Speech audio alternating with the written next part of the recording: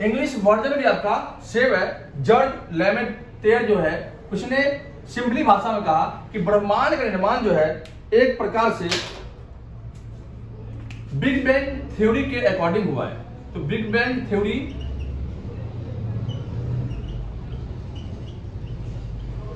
अब big bang theory दिया किसने? तो जॉर्ज लेमेटेयर ने दिया था। जॉर्ज लेमेटेयर के अनुसार ब्रह्मांड निर्माण ऑलमोस्ट बिग बैंग थ्योरी से हुआ है। अब बिग बैंग थ्योरी है क्या, समझने की कोशिश करेंगे कि ब्रह्मांड के निर्माण में बिग बैंग थ्योरी का बहुत बड़ा रोल रहा है और इसी बिग बैंग थ्योरी का निर्माण हुआ कैसे और इसमें विस्फोट कैसे हुआ वो समझते हैं।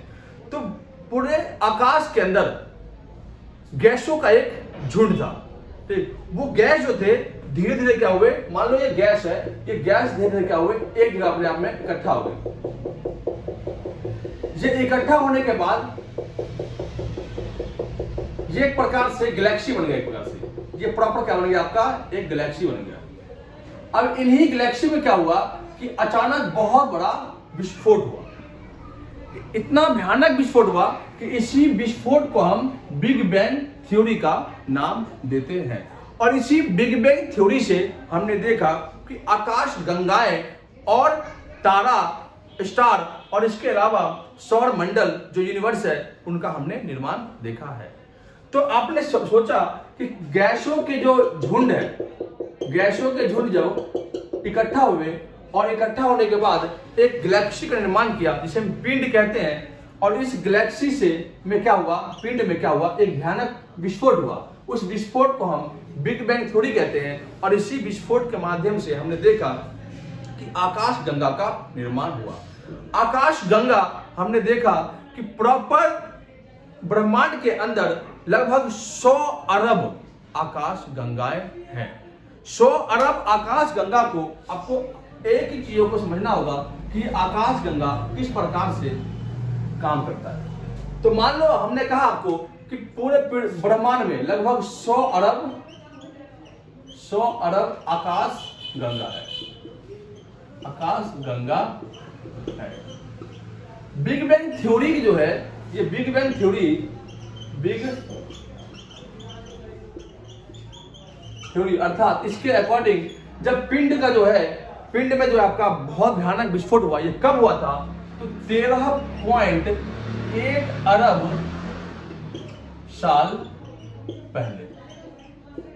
अब 13.8 अरब साल पहले जो है आपका बिग बैंग थ्योरी हुआ और उसी टाइम पे आपका ब्रह्मांड का निर्माण हुआ है। ब्रह्मांड के अंदर हम देखते हैं कि लगभग 100 अरब आकाश गंगा है और इन आकाश गंगा में एक आकाश गंगा में लगभग 100 अरब तारे होते हैं। अब सोच सकते हो कि हम जिस दुनिया में रहते हैं वो हम किस दुनिया में, जिस दुनिया में रहते हैं वो कितना छोटा सा होगा, एक कण के समान होगा। जो हमारी पृथ्वी है वो एक कण के समान है। आपने देखा कि 100 अरब आकाश गंगा है। 100 अरब आकाश गंगा में अब मान लो कि मैंने यहां पे आकाश गंगा का निर्माण किया।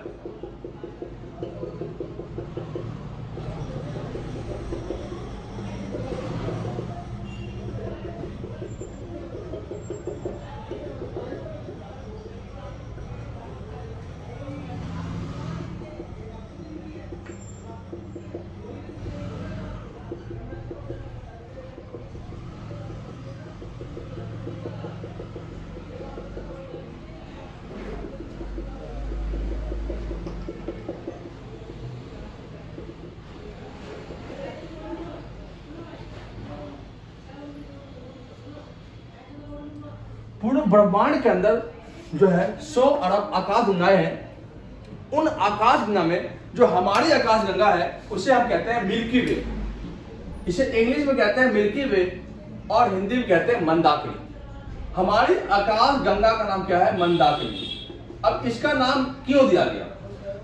तो पता होगा कि जो हमारी चीजें होती है वो हमारा ही होता है, तो हम उसका एक नामकरण करते हैं। ब्रह्मांड में हम देखते हैं पूरी पृथ्वी पर लगभग 100 अरब महिलाएं होंगी। तो हम सब महिलाओं को क्या कहते हैं? महिलाएं हैं, लड़की है। लेकिन जो आपकी खुद की जो गर्लफ्रेंड होती है उसका एक नाम देते हैं, जिसे हम कहते हैं हम सोना, बाबू, ये कहते हैं। तो इसी प्रकार से हमारे आकाश गंगा 100 अरब आकाश गंगा है, लेकिन 100 अरब में हम रहते तो नहीं ना। ये हमारा तो नहीं है ना। तो 100 अरब आकाश गंगा में एक ही हमारा आकाश गंगा है, इसका हमने अपना नामकरण किया है, उसका नाम है मिल्की वे अर्थात मंदाकिनी। इस मिल्की वे के अंदर एक बॉल्ज होता है जो इसका केंद्र होता है। मिल्की वे का केंद्र होता है, इसे कहते हैं बॉल्ज। इसका जो केंद्र होता है, सेंटर पॉइंट होता है, कहते हैं बॉल्ज। ये आप ध्यान में रखना, ठीक।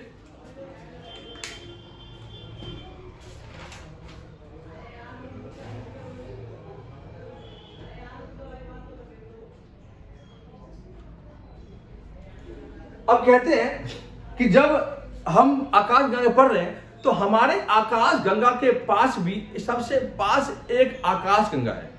उस आकाश गंगा का नाम है एंड्रोनोमा। एंड्रोनोमा नाम है इसका। और कई बार एग्जाम में पूछा जाता है कि हमारे सबसे करीबी आकाश गंगा का नाम क्या है, तो एंड्रोमा। ये आप ध्यान में रखना है। तो इनमें ऑलमोस्ट हमने देखा कि सबसे पहली बात कि ब्रह्मांड के जब विस्फोट हुआ बिग बैंग थ्योरी के अकॉर्डिंग 13.8 अरब साल पहले, तो हमने देखा कि ब्रह्मांड के अंदर 100 अरब आकाश गंगा है और एक आकाश गंगा में लगभग 100 करोड़ तारे हैं। और इन तारों में देखते हैं कि जो हमारे आकाश गंगा है उसे हम मिल्की वे या मंदाकिनी कहते हैं, और जो हमारे सबसे करीबी जो आकाश गंगा है उसे कहते हैं एंड्रोमा। इस प्रकार से हम देखते हैं कि इसके जो मंदाकिनी के जो मेन सेंटर पॉइंट है उसे कहते हैं बल्ब। ये आपको देखना है। अब यही आकाश गंगा में ताराओं के समूह रहते हैं। इन्हीं आकाश गंगा के अंदर गैसों के बहुत बड़े समूह हैं। अब क्या होता है कि मान लो गैस है, गैस क्या होता है कि ये मान लो एक गैस है। अब गैस जो है, जब गैस आपस में जुड़ेंगे, बतेरे गैस जो है आपस में सुकड़ते एक छोटे आकार जब बनेगा तो इसमें गर्माहट आएगी। एग्जाम्पल में एक छोटे से रूम में 10 बाय 10 के रूम में अगर मैं 50 लोगों को बैठा दूं, उसमें हीट पैदा होगी। तो जब गैस के समूह अपने आप में चिपकना शुरू करते हैं उसमें हीट जनरेट होता है, और जिस चीज में हीट होता है उसमें लाइट भी ऑटोमेटिक होता है। आपने देखा होगा कि जब भी हम आग लाते हैं तो उसमें हीट तो अलग से होता है और लाइट भी अलग से दिखता है। तो जिस चीज में हीट होगा और जिस चीज में लाइट होगा वो क्या कहलाएगा? स्टार कहलाएगा। क्या कहलाएगा? स्टार अर्थात तारा कहलाएगा। ठीक, तो मैंने आपको आकाश गंगा समझाया। अब ये है आपका तारा अर्थात स्टार।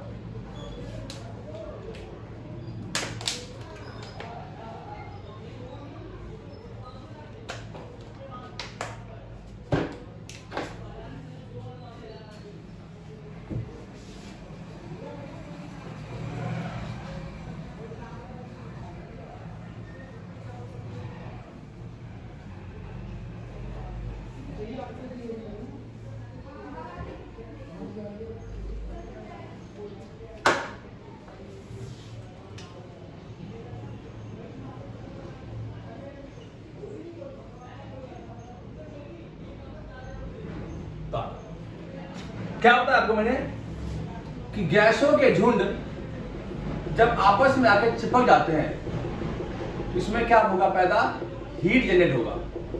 तो इसे हम कहते हैं नेबुला। इसको क्या कहते हैं? नेबुला।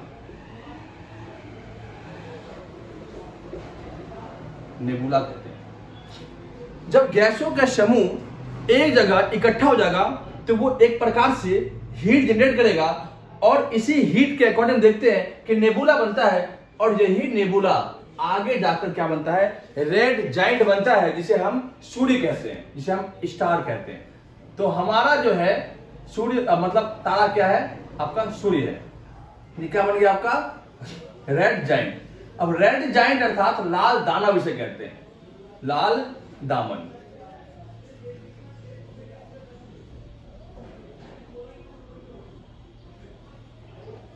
ये क्या बन गया आपका? स्टार। अब हमारे स्टार के अंदर क्या है, तो आपने देखा होगा कि स्टार जो हमारा सूर्य है ये एक प्रकार से तारा है और इसके अंदर ऑटोमेटिकली हीट और लाइट होती है, तो इसे हम रेड जाइंट कहते हैं। क्या कहते हैं? Red giant.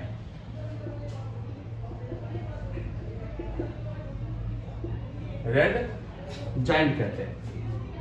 अब ये रेड जाइंट में देखते हैं कि कौन सी गैस आकर के मिलती है। तो एक तरफ होता है आपका हीलियम, एक तरफ होता है हीलियम और एक तरफ होता है आपका हाइड्रोजन।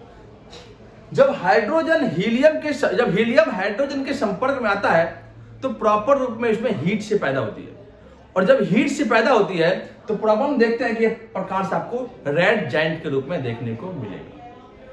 अभी हम देखते हैं कि सूर्य के अंदर लगभग 78% जो है हीलियम गैस है। अगर ये 100% हीलियम गैस हो गया तो ये आपका व्हाइट वामन हो जाएगा। तो सूर्य की हमने दो अवस्था देखनी है।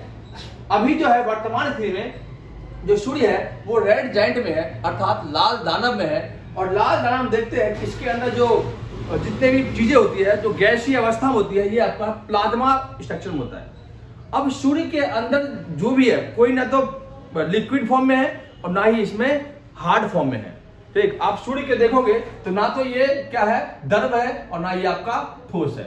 ये कुछ नहीं है, ना द्रव है ना ठोस है। ठोस क्या होता है? ये बोर्ड, ये ठोस है। द्रव क्या है? मान लो ये पानी, क्या है? ये द्रव है। तो ना तो सूर्य आपके लिक्विड फॉर्म में है और ना ये आपके सॉलिड फॉर्म में है। तो सूर्य है कैसे? तो लाइक प्लाज्मा शेप में है। आपने सिंपल भाषा में जेली देखी होगी, जेली देख लो या यो भी छोड़ दो। आप जब जुकाम होता है या गला में खराश होती है, जब कफ निकालते हो, बहुत ही जोर से कफ निकालते हो, तो कफ निकलता है, आप देखते हो बिल्कुल क्या होता है, जेल टाइप में होता है, जेली टाइप में। अब उसको डालोगे पानी, तो जब पानी डालोगे उसके ऊपर हटाने के लिए तो वो ऐसे हिलेगा, हिलता रहता है। और एग्जाम्पल समझना आपको, तो सिंपल भाषा आप देखो कि आपने एग देखा होगा, अंडा। अंडा की येलो वाला पार्ट जो है, आप उसको उठाओ, वो उठेगा ही नहीं, टूट जाएगा। उठाओ, लिमिट करेगा, बिल्कुल हिले डुलेगा। तो इससे क्या होता है? प्लाज्मा होता है। तो सूर्य के अंदर का जो भाग होता है वो प्लाज्मा होता है। ठीक, प्लाज्मा जो होता है बिल्कुल एक तरह से जेल टाइप होता है। तो सूर्य के हम देखते हैं कि सूर्य की औसत आयु 10 अरब वर्ष थी, जिसमें से सूर्य जो है 5 करोड़ वर्ष जो है वो अपना जीवित पूरा कर लिया है। ठीक, मतलब 10 मिलियन जो था सूर्य का जो है एक औसत आयु गिना जा चुका था, जिनमें जो सूर्य है 5 मिलियन जो अपना जो एज है वो पूरा कर चुका है। अब उसका 5 करोड़ बचा हुआ है। अब इस 5 करोड़ में सूर्य जो है दो अवस्था में जाने की कोशिश करेगा। अगर ये छोटा हुआ और इसमें हीलियम की संख्या बढ़ गई, ये जाएगा आपका इधर। छोटा मतलब 1.44 करीब। ठीक, और हल्का ये बड़ा हुआ तो ये इधर की तरफ आएगा, ये भी 1.44। तो मतलब यही है कि सूर्य जब भी खत्म होगा, सूर्य का जब भी 5 करोड़ अरब वर्ष बाद आने वाले टाइम में जब भी सूर्य का अंत होगा तो ये दो के करीब जाएगा। जब एक की तरफ आगे बढ़ेगा तो इसे कहते हैं हम व्हाइट वामन। ये क्या बन जाएगा आपका? सफेद वामन।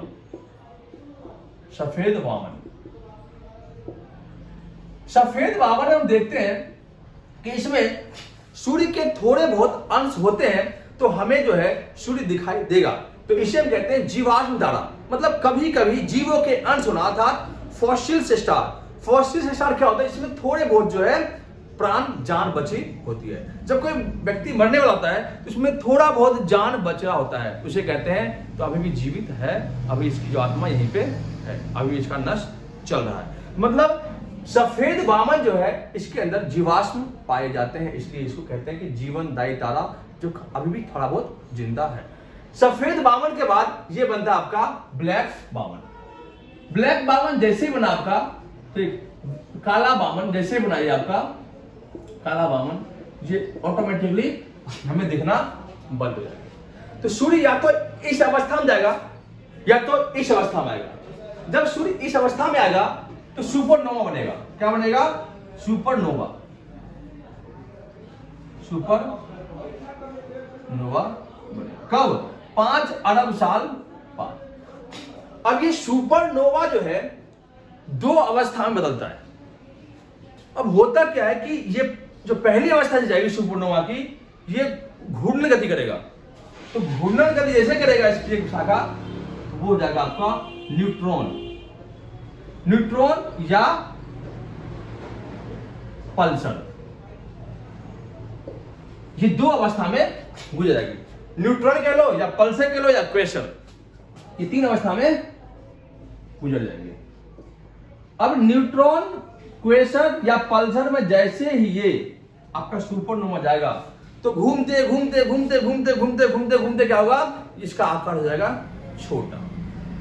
अब मान लो कि एक लोहे का बैट ले लो, ठीक। अब लोहे के बैट में क्या करो, पीट पीट करके इतना बड़ा कर दो। अब वो उतना भारी जो लोहा वाला बैट है वो आपसे उठ नहीं पाएगा, क्योंकि उसके अंदर डेंसिटी जो है बहुत ज्यादा ही कम हो गई है। जब जिस चीज में डेंसिटी ज्यादा कम होती है, जितनी कम होती है, वो उतना उसमें वेट होता है और वो उतना ही मजबूत हो जाता है। तो ये न्यूट्रॉन, पल्सर और क्वेसर जो सुपरनोवा था, जब सूर्य की अवस्था 5 अरब साल पहले सुपरनोवा आएगा, तो सुपरनोवा आएगा न्यूट्रॉन, पल्सर और क्वेसर जब बनेगा ये, तो ये इतना घूमेगा अपनी जगह पे, इतना घूमेगा, घूम घूम करके ये बहुत ही छोटा हो जाएगा, अपने अंदर इतना डेंसिटी कैप्चर कर लेगा कि ये इतना मजबूत हो जाएगा कि अगर ये पृथ्वी के इस पार घुसा ना, तो छेद करके पृथ्वी को उस पार ले जाएगा। इसे कहते हैं ब्लैक होल। ब्लैक होल आपने सुना होगा। तो न्यूट्रॉन, पल्सर और क्वेसर के आपस में ज्यादा ही डेंसिटी कम होने से, छोटा होने से क्या बनेगा, ये ब्लैक होल बनेगा। ब्लैक होल इसका नाम इसलिए दिया गया क्योंकि ये इतनी इसकी परत मोटी होती है कि ना तो सूर्य के प्रकाश इससे आर पार होगा और ना ही ये कभी दिखेगा, मतलब ये कभी दिखता ही नहीं है, इसलिए कहते हैं इसको ब्लैक होल। तो चल गया पता। नेबुला से बना आपका स्टार। स्टार की अवस्था 5 करोड़ वर्ष पूरा चुका है, 10 अरब साल इसका है ईयर एज आपका है। इसमें अगर ये खत्म होगा 2 तरफ जाएगा, जब छोटा होगा तो सफेद अमन, जब बड़ा होगा तो सुपरनोवा। सफेद अमन आगे जाकर काल बावन बनेगा और खत्म हो जाएगा, और सुपरनोवा आगे जाकर के न्यूट्रॉन, पल्सर, क्वेसर में तब्दील होगा और ये इतना घूमेगा, घूम घूम करके ब्लैक होल बनाएगा। और ब्लैक होल जो है कभी दिखता नहीं है। ब्लैक होल को कृष्ण सेंचुरी कहते हैं, इस तरह से श्याम पटन कहते हैं, इसको भी आप ध्यान रखना है। तो ब्लैक होल के अदर नाम भी है, भगवान कृष्ण के नाम पे है, वो आपको देखना है। ये आपका हो गया सूर्य के बारे में। अब सूर्य के बारे में कुछ कॉमन चीजें देखते हैं। सूर्य के जो बाहरी वातावरण है, जो हमें दिखता है, जो अपने आंखों से प्रकाश देखते हैं, उसे कहते हैं एक तरह से प्रकाश मंडल।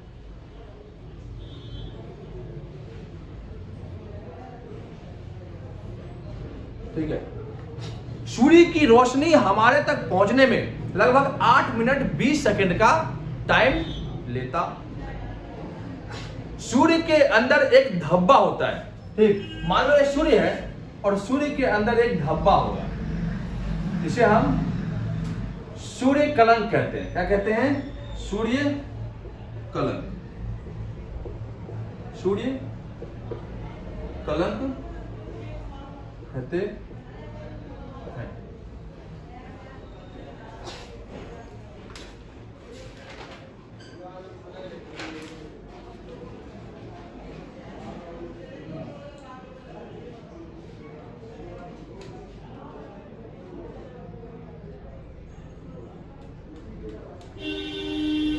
ठीक है। तो आपको देखोगे कि सूर्य के अंदर एक छोटा सा क्या होता है, धब्बा होता है, जिसे हम कहते हैं सूर्य कलंक। ये एक तरह से सूर्य ग्रहण के समय दिखता है। सूर्य ग्रहण के समय दिखता है। सूर्य ग्रहण के समय दिखने के कारण इसे कहते हैं कोरोना। कोरोना वायरस नहीं, बल्कि ये कोरोना। तो आपको सिंपली याद रखना है कि जो सूर्य है, इसके अंदर कौन सी गैस होती है? तो हीलियम, हाइड्रोजन। सूर्य का प्रकाश जो हम देखते हैं उसे हम कहते हैं प्रकाश मंडल, अर्थात लाइट ये कहते हैं, प्रकाश मंडल कहते हैं। सूर्य के अंदर एक काला धब्बा होता है, उसे कहते हैं हम सौर कलन। सौर कलन कब दिखता है? तो सूर्य ग्रहण के समय, और सूर्य ग्रहण के समय जो देखते हैं उसे कहते हैं कोरोना। ये आपके सूर्य से जुड़े हुए कुछ टॉपिक है जो आप देखोगे। सूर्य की दूरी अगर पृथ्वी से देखे तो लगभग 15 करोड़ किलोमीटर है। कितना है? तो 14 करोड़ 98,385 करोड़, मतलब ऑलमोस्ट अगर हम देखते हैं लगभग 15 करोड़ किलोमीटर जो है सूर्य की दूरी है पृथ्वी से। सूर्य के अंदर अगर हम 3 पार्ट देखते हैं तो मान लो ये अभी मैं आपको रफ करता हूं।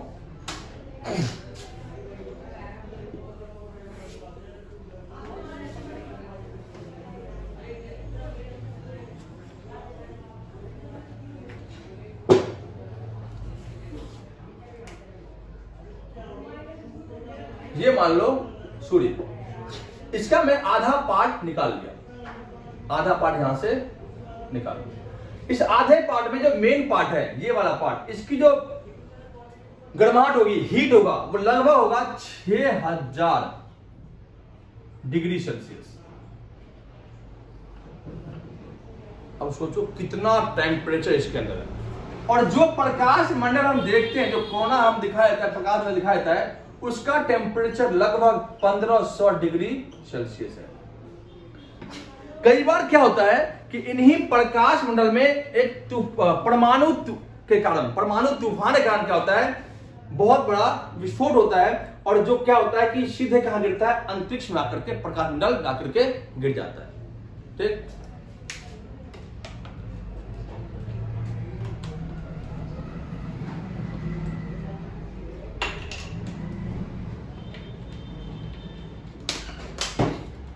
कभी कभी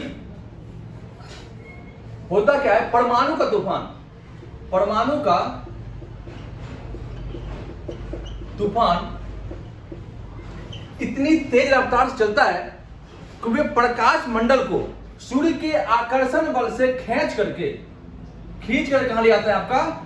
ये खींच करके ले आएगा आपका अंतरिक्ष में। मान लो ये अंतरिक्ष है, कहां ले आएगा? इसको ले आया आपका अंतरिक्ष में। किसको? तो आपके प्रकाश मंडल को। प्रकाश मंडल जो हमें दिखाई देता है उसे कहां ले आया? आपको अंतरिक्ष में ले आया, क्योंकि इसमें इतना वेग होता है कि ये सूर्य के ग्रेविटी फोर्स को खत्म कर देता है और ये सीधे अंतरिक्ष में आता है। और जैसे ही अंतरिक्ष में आता है तो ये हमारी पृथ्वी के 2 साइड में गिरता है। मान लो कि पृथ्वी के 2 साइड में गिरा, यही चीज देखो कैसे गिरता है। ये मान लो सूर्य से निकला, अंतरिक्ष में आया और पृथ्वी के 2 साइड में गिर गया। ये हो गया आपका नॉर्थ पोल, ये हो गया आपका साउथ पोल। जब ये साउथ पोल में गिरा तो इसका नाम हो गया, नॉर्थ पोल में गिरा तो नाम हो गया इसका बोरियालिस अरोरा, और दूसरा हो गया आपका अरोरा ऑस्ट्रेलियाइस अरोरा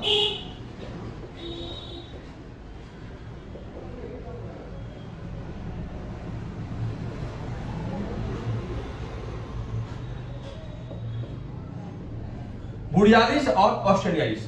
तो जब भी प्रकाश मंडल सूर्य से बाहर, परमाणु के वेग इतना तेज चलता है कि सूर्य के वेग से निकल करके अंतरिक्ष में आता है और पृथ्वी के समीप आपके जो गिरता है बहुत चमकीला होता है, और गिरने के बाद पृथ्वी के दोनों भाग ले जाता है, एक नॉर्थ पोल में एक साउथ पोल में। जो नॉर्थ पोल में गिरता है उसे कहते हैं बोरियालिस, और जो साउथ पोल में गिरता है उसे कहते हैं ऑस्ट्रेलियाइस।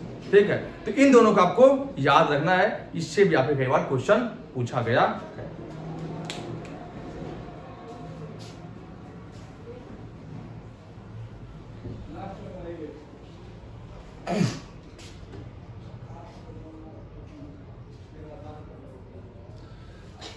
जिस प्रकार से हमारे सौरमंडल का सबसे नजदीकी तारा क्या है? सूर्य। तो सूर्य के सबसे नजदीकी तारा है Proxima Centauri, Proxima Centauri, Proxima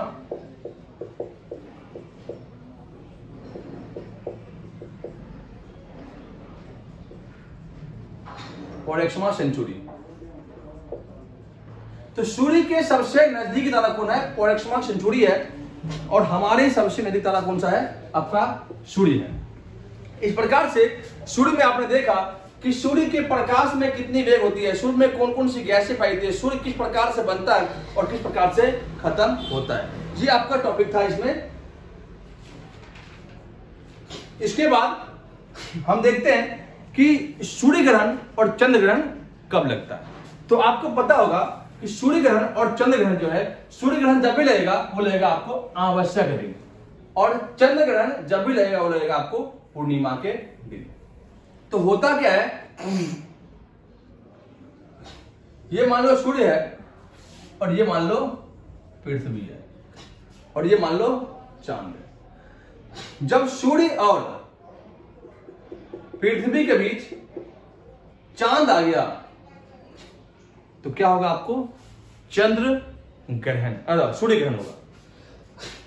जब सूर्य और पृथ्वी के बीच क्या आया? चांद अर्थात मून आ गया, तो उसे कहते हैं आपका सूर्य ग्रहण। उस टाइम पे हम सूर्य के भाग को देख नहीं पाते। जितने देर तक चांद सूर्य को कवर करेगा उतने भाग को हम सूर्य को देख नहीं पाते। इसलिए कहते हैं कि जब भी सूर्य ग्रहण हो तो सूर्य ग्रहण के समय अपने नंगे आंखों से सूर्य को मत देखो, क्योंकि उस टाइम में कोरोना दिखाई देता है। कोरोना में इतनी हीट होती है कि आपके आंख की लाइट को भी लेके चला जाएगा। इसलिए कहते हैं सूर्य ग्रहण समय सूर्य को देखना हमारे लिए अभिशाप है। जब सूर्य और पृथ्वी के बीच चांद आया तो आपका हो गया सूर्य ग्रहण। ये कब होता है? तो आपका अमावस्या होता है। और जब सूर्य और चांद के बीच कौन आ गया? पृथ्वी। तो वो क्या हो गया आपका? चंद्र ग्रहण। अब चंद्र ग्रहण कब होता है? तो आपका पूर्णिमा को होता है। ये टॉपिक आपका है। आपके टोटली में मैप क्या पढ़ाया आपको? ब्रह्मांड मतलब एस्ट्रोनॉमी, आकाश गंगा, स्टार, जिसमें सूर्य पढ़ाया। अगले टॉपिक में आपको सौर मंडल अर्थात सोलर सिस्टम पढ़ाऊंगा, जिसमें आपको सूर्य के 9 ग्रह और जितने भी इसके सैटेलाइट हैं, जिसमें आप उपग्रह कहते हैं, उनको पढ़ाऊंगा। और इसके बाद मैं आगे कवर करवाऊंगा। वीडियो अगर पसंद आया तो लाइक और शेयर जरूर करें।